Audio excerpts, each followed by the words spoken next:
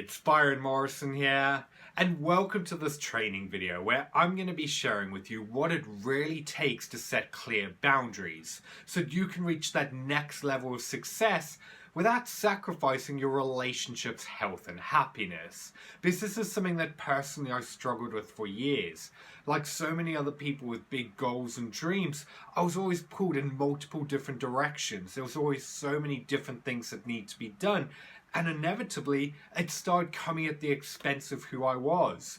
I honestly have no clue how my partner put up with it for so long, because I remember going to a wedding and spending half of the time on my phone responding to messages. I remember going on holiday and being attached to my laptop because I still had work that needed to be done. And I remember other parts of my life that needed to be sacrificed, like going to the gym or skipping workouts because there was just too much going on. It seemed like there was always something getting in the way of what should have mattered most. And eventually, it took its toll because what I was doing simply wasn't sustainable. I reached a point where I was burnt out. I was barely sleeping and exhausted. My relationship was strained. I was never present or enjoying the moment, and I was basically just drifting through life. But because I had this big drive and ambition, I convinced myself that I was invincible. That was just a phase. If I kept pushing through it, everything would be okay. But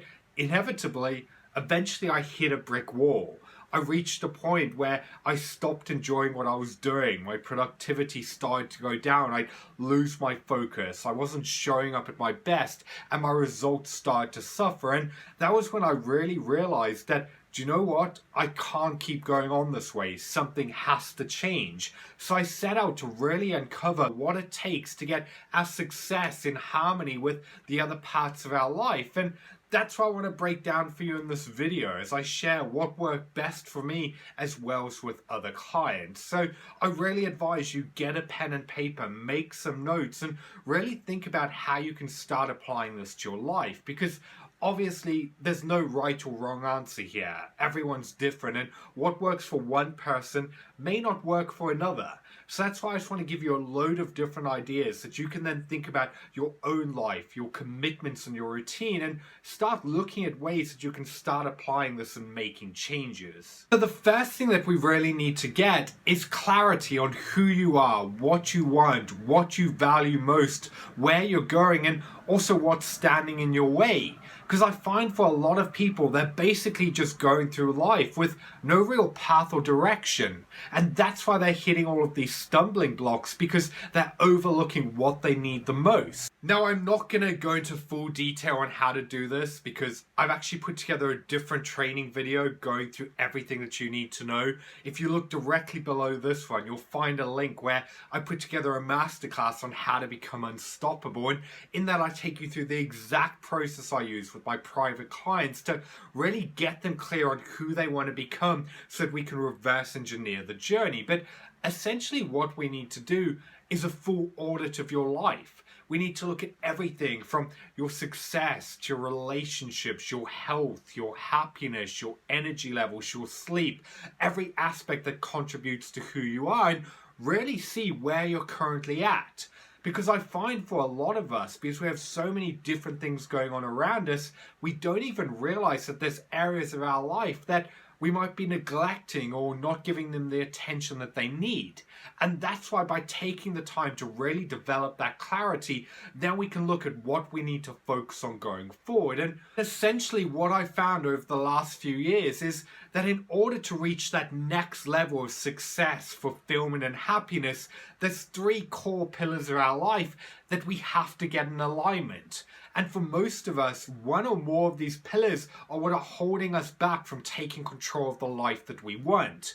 So like I said, I go into this in full in my other coaching video, which I really advise you taking the time to check out after this one, because that's going to take you through all of the exercises and show you everything that you need to know to really set yourself up for success. So once you have that clarity on who you are, what matters most, and what you need to apply your focus on going forward, it really comes down to proper planning and scheduling. Because chances are you already do this professionally, but I find very few people actually do this for other parts of their life. And that's why I really want you to set aside a day, preferably a Sunday or at the beginning of your week when you plan the week ahead, and look at what actually is going on and what needs to be done. And what I want you to get into the habit of starting to do is scheduling everything. Not just your big meetings or work projects. I want you to start scheduling every part of your life. From when you're going to work out, when you're going to attend that fitness class, when you're going to take a night off and go on date night, when you've got events or other commitments. I want you to block them into your calendar, and from there, they become non-negotiable. You treat them exactly the same way you would as a meeting with your boss or your biggest client. The reason why we have to get into the mentality of doing this is, for most of us, when we don't have that in place, we pretty much just have this mindset of, I'm going to try and get to the gym today if I get time. I'm going to take time off if I get around to it. And then when it gets to that point, something else is in the way. Something seems more important, and it always takes a back seat. That's why instead we have to put it at the forefront. We have to make a conscious decision that, do you know what? Regardless of what else is going on, everything else is going to stop, and that's what you're going to take action on. And look, I know what it feels like when there's a million different things to be done. You've got that deadline, you've got that project you need to complete, you have all of these different tasks and commitments, but the reality is, even though it may not feel like it in the moment, that hour spent working out, that night taken off to spend with your partner, in the long term is going to be far more beneficial than that hour that you spent working, feeling guilty about the fact that you weren't doing what you know that you should have been. So instead, by turning it around, making it non-negotiable, you can set a clear boundary that when it's that time, that's what you then go and do. Now, the next thing that we need to do from there is set a clear restriction on working hours. Because look, I know what it feels like to feel like there's never enough minutes in the day, where you could easily work 16 hours and still not get anywhere close to getting everything done. And while that might be okay short term, long term, it's going to have diminishing returns because it simply isn't going to be sustainable. Your work's going to suffer. You're going to become burnt out. The lack of sleep is going to catch up with you. Your relationships are going to become strained. You're going to become disconnected from those around you, and you're really not going to feel good about yourself. And trust me, I've learned that lesson the hard way, and that's why I'm such a big advocate of tackling this before it becomes a bigger problem. And that's why when it comes to setting boundaries, we have to set a restriction on when you're actually going to be working. Now again, this is going to be different for everyone, so I want to just give you some examples to put it into perspective. But for you, it might be a case of saying you only work between 9 to 5. Or maybe you're not a morning person, or you have to get the kids ready in the morning and you do 10 till 6. Or maybe you want to break your day into different chunks to deal with other commitments throughout the day. Really take the time to think about, when are you most productive? When do you actually have to work? And when is time that you need to be switching off? It may even be a case that you're someone who needs to break up your day slightly. I'll give you a perfect example. I had a client come to me who was spending his days working at his office, and then when he came home in the evening, he'd need to spend a couple more hours responding to emails, doing admin, and catching up on various other different tasks, which is fine. But the problem he was facing was, as soon as he got home, he was still thinking about work. He was still worrying about everything that needed to be done, pushing him to a point where he was never present or enjoying the moment. His marriage was falling apart. He wasn't being the best parent he could have been for his kids, and he really wasn't feeling good about himself. For him, his boundaries were completely non-existent because he was always focusing on work. So what we needed to do for him was make a shift where he worked 9 till 5, then from there, 5 till 7 was family time, where he was present, focusing on them. Then from there, 7 till 9, he could go into his office guilt-free, knowing that he gave the people who mattered most the attention that they needed, and then he could focus on work. Now you may be thinking, that's all well and good, but when I am with the people, I still struggle being present. I can't enjoy the moment, or I'm still scattered and focusing on work. So On a kind of sidestep and as a little bit of a bonus, what I want to share with you is one of my favorite strategies to use with clients to really realign their focus and get them to be present in the moment. So going back to the client that I just spoke to you about, for him it was all about putting a barrier in place to help him transition from one mentality to the next. Because what he was doing in the evening was he would leave his office and he'd have a commute home. He'd be in this heightened state, thinking about work and everything that needed to be done. He would then get out of the car, walk in the house, and still be in that same state of mind. So what we needed to do instead was put something in place that helped him really shift the way that he was thinking.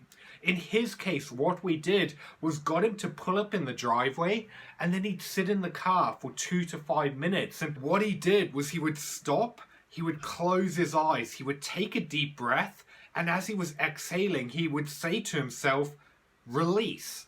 That sounds really silly, but by taking the time to consciously focus on your breath and exhaling all of that negative energy, he could allow himself to really calm down, to refocus and gather his thoughts. And then it's all about going through the mental questions to really think about what are you going to be doing next. For him, it was asking himself, who do I need to show up as when I go through that door?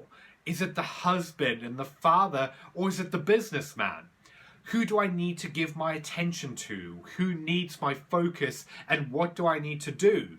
Really consciously going through it to put himself to be present in that moment so he knew who he needed to be once he walked through that door. By really taking the time to have that conversation with yourself, you can make sure that you're actually focusing on the right thing.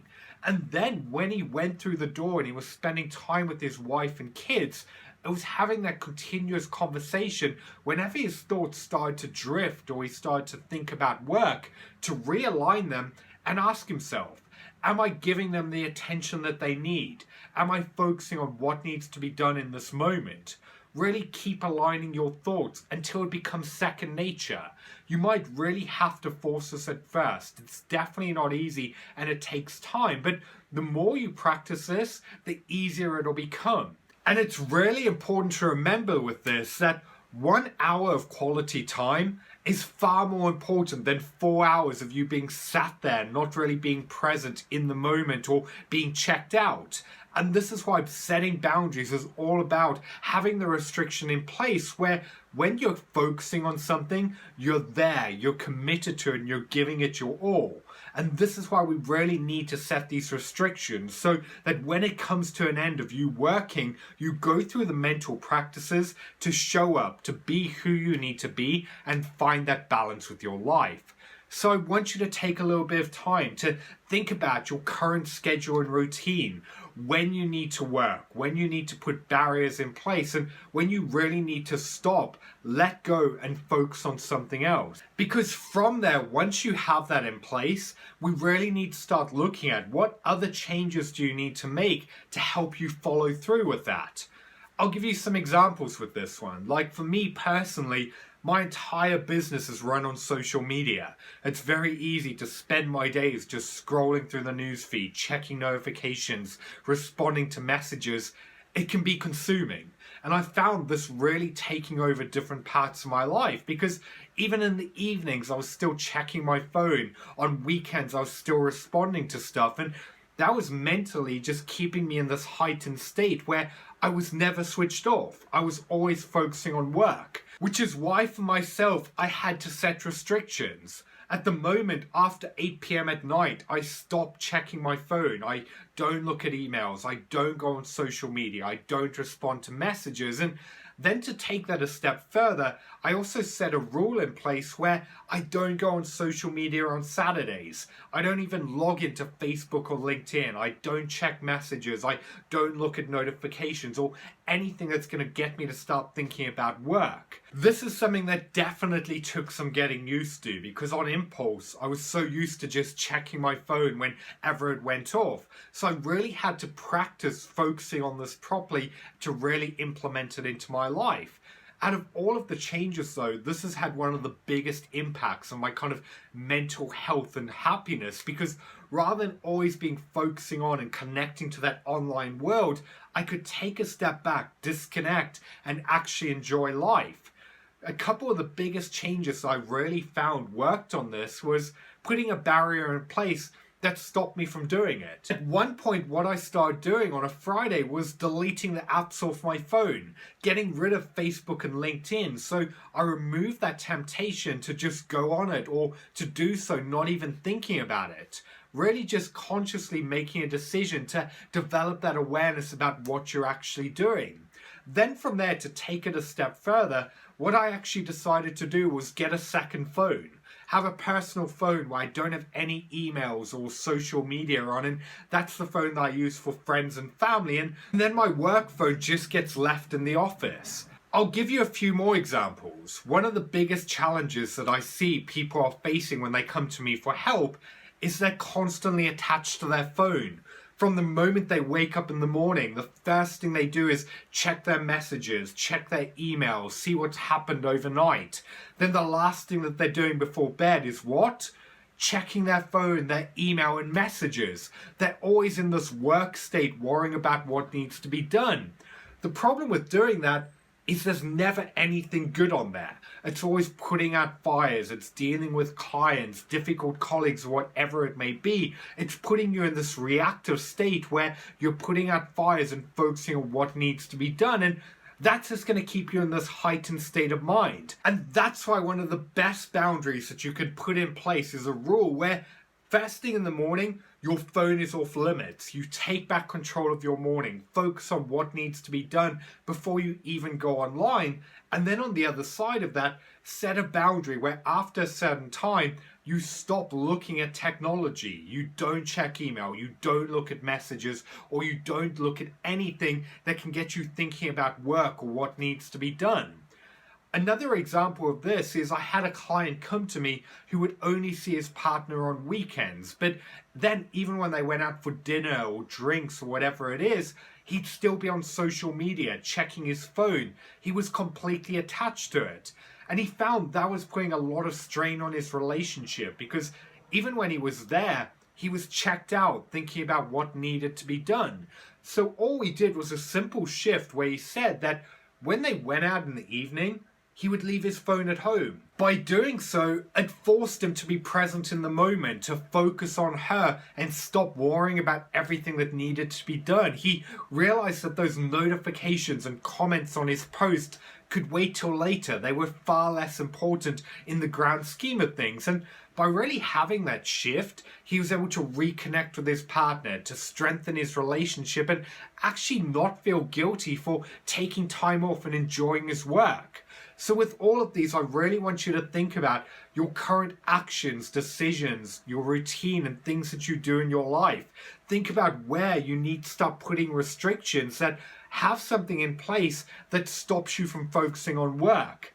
Now, generally, a big part of this is going to be making the decision to cut down on the amount of time that you use technology. Any time that you can switch off, you can disconnect and actually be present in life is going to be massively beneficial. With all of these though, it's really important to remember that there is no right or wrong. What works for one person may not work for another, and that's why it's about going through that trial and error process of really understanding who you are, what you want, and what's going to work best for you. So I hope that you enjoyed this training and it's really got you thinking about how you can set boundaries and changes that you can make to really get your work and your success in harmony with different areas of your life. As with anything though, this training's all about just giving you some tools that you can apply to your life. But if you really want to reach that next level and finally start living at your full potential, then what I want to invite you to do is check out my free training using the link below this video, where I'm going to show you exactly what it takes to become unstoppable. In that training video, I'm going to be taking you through the 4-step process I use with all of my private clients, showing you exactly what it takes to level up your way of thinking so that you can get the unstoppable confidence to reach the next level of your success, fulfillment, and happiness. So if you're ready to take control of a life where you can wake up every single single day filled with confidence, energy, passion, and purpose, with stronger relationships, earning more money, fulfilled by your work, and proud of who you see in the mirror, not just living, but actually feeling alive, then I can't wait for you to see what I have to show you in that next video. And also, I'd love to know your thoughts. Please get in touch, letting me know what your biggest takeaways are, how you're going to apply this to your life, and what you're going to implement to help you really set those boundaries. I'm Byron Morrison, author of the book Become a Better You. Thanks for watching, and I'll speak to you soon.